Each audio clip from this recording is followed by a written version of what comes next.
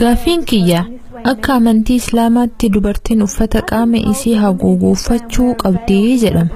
Kun immoo kabajaan isii warra dhiiraatiin akka eegamu godha jedhama. Akka yaadutti garuu hijaaba uffachuun mallattoo cunqurfamuuti.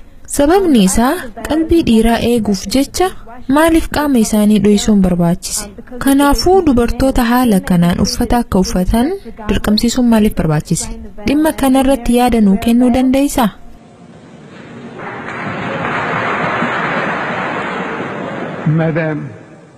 Madam, your Bible says. Addeetiyya kitaaba keessan keessatti kitaaba qulqulluu keessan keessatti Phaawulos dubartii rifeensa isii akka haguugu barsiisee jira.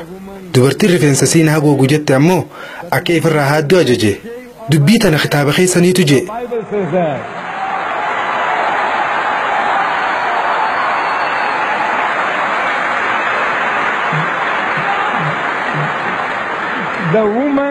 Dubartiin rifeensa isii haguuguu diddu ifirraa haaddu jee dubbata kitaabni keessan.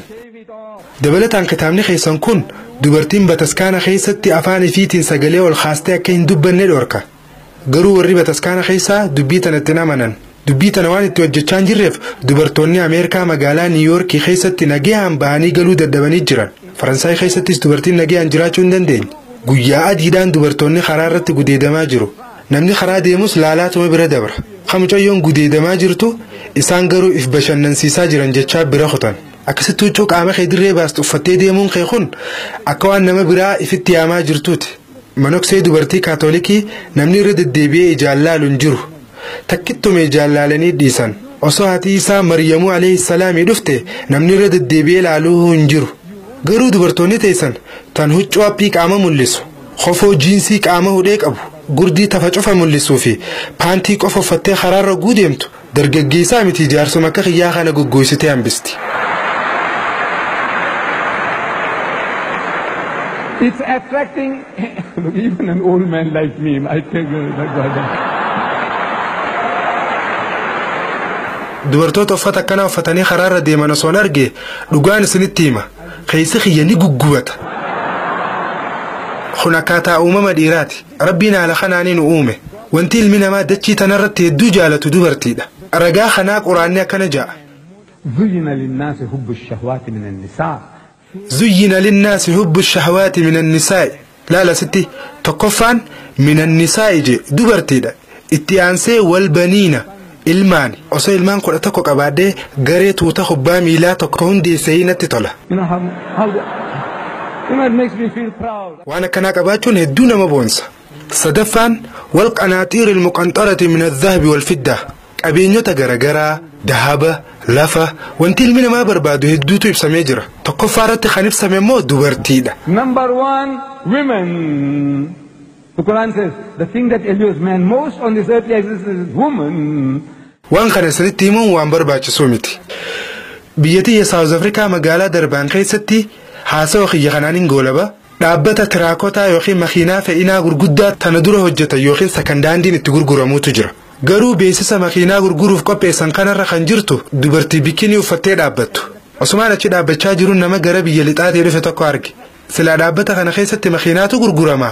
Dubartiin qaama qullaatun maal asirraa hojjetti jeetiin gaafadhe. Inninis waan jeenaa deebise bar isitti fayyadamanii beeksifatanii naan jee. BMW ni beektaniimi?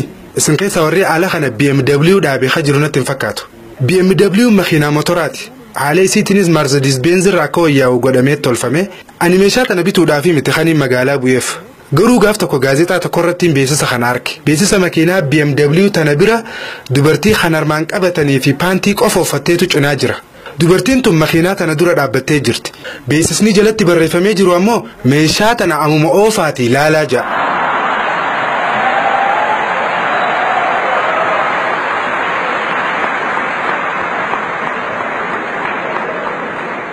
Ani asbiratti gaafii takkaan gaafadha. Namitti hidhamoo makiinaadha kan beeksifamaa jiru. Namitti makiinaa tana dura dhaabbattee jirti barreeffamni ammoo isaan lachuurra jira. Arkitanii karaan isin deemaa jirtan kakkanaati. Isin warri lixaa dubartoota keessanitti taphachaa jirtan. Dubartoota keessan gurgurutti jirtan. Ijoollee teessanis gurgurutti jirtan. Haawwota keessanis gurgurutti jirtan. Filmii irrattis dubartoota keessan akka filmii garagaraa irratti itti fayyadaman godhu jirtan.